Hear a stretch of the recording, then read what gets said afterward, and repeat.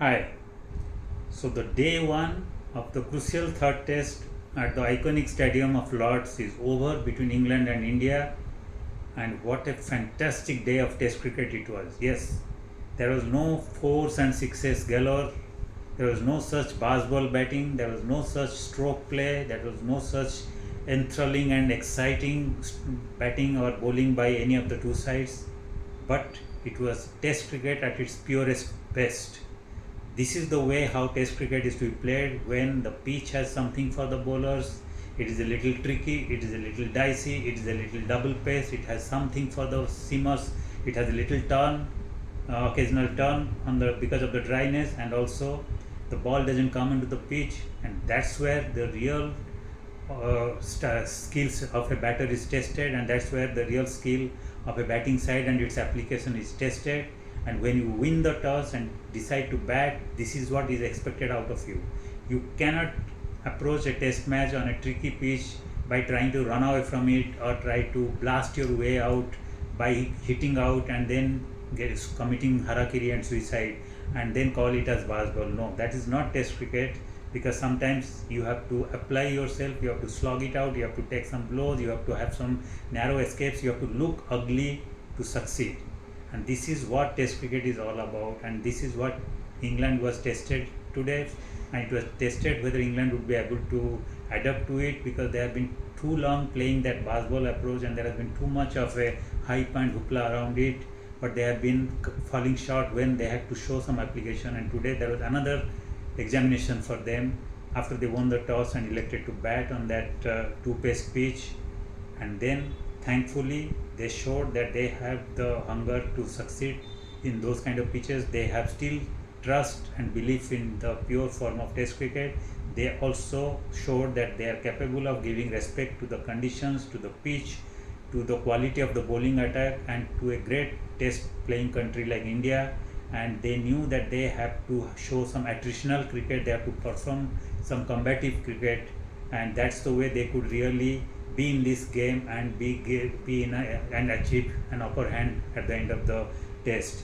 They could not do it without giving respect to the conditions and to the bowlers and to the opponents, and they did that, and thankfully it came good for them. Though we cannot say that at 251 for 4 at the end of the day the game is decisively in their favor, but based on what we have seen on the first day of the pitch, it looks fairly decent total. We can safely say that yes, the honors in the first day has been shared by both the teams.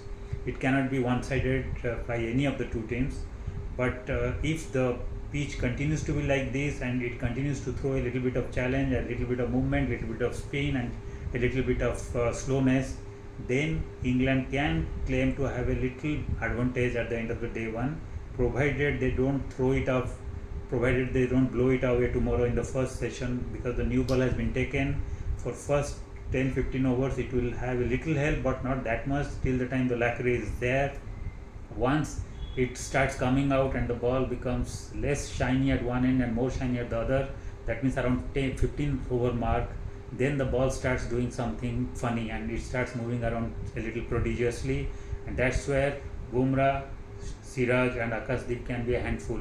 So England has to make sure that they don't consider 251 for 4 as a very safe total, because in a test match as a batting side the best approach is to always add 2 wickets to your total wickets you have lost, to make sure how you look, to really have an understanding of how precarious it can get.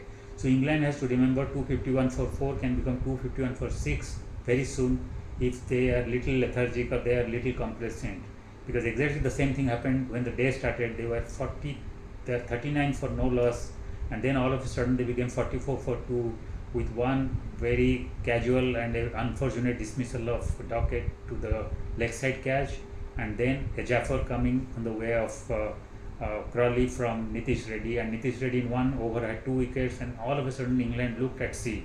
So from a very comfortable position it looked, they had navigated the new ball attack of Siraj and Akashdeep and Bumrah to a large extent. Then came Nitish Kumar Reddy, the innocuous fourth bowler whose job was meant to contain and to hold one end, but then 2 wickets fell in 1 over and England was having their back to the wall. So the same can happen tomorrow morning because the ball would be new, and after 15 overs it can start doing even further little more. So England has to ensure that they keep their wickets intact and try to extend this partnership as much as possible, so that the next batters, including the exciting one like Jamie Smith and some utility players like Wokes and Barden Cars, play around the whoever is there on the other end and try to extend the innings and try to take England to a total of around 400. Because if the total reaches 400 and the pitches continues to be like that without showing any improvement, then England can have the shots. They can really call the shots and they can have an upper hand. Because there are also some speculation and reports that at Lord's the first day, because of the dryness and because of a little moisture, the pitch remains a little slower and uneven. But by the second day or third day, the pitch becomes a little faster and the ball comes into the bat. So if that happens, then this total can look very subpar if England gets dismissed for 300 or 350. So England has to try to reach 400 so that they have that buffer of around 50 runs, and then if the pitch remains more or less the same, they can really hope to dominate the Indian batting, though Indian batting or mainly the frontline batting has been so impressive in the first two tests. So England bowlers need that kind of a cushion because they have not been as effective as the Indian bowlers that they were in the first two tests. So assuming if that happens, they have to have a little buffer. So England would need to have that 400, and for that one player holds all the cards, that is Joe Root. Joe Root at Lord's and against India is really the lord of cricket, and he is really the danger man because his record both at Lord's ground and against India are absolutely formidable and fabulous.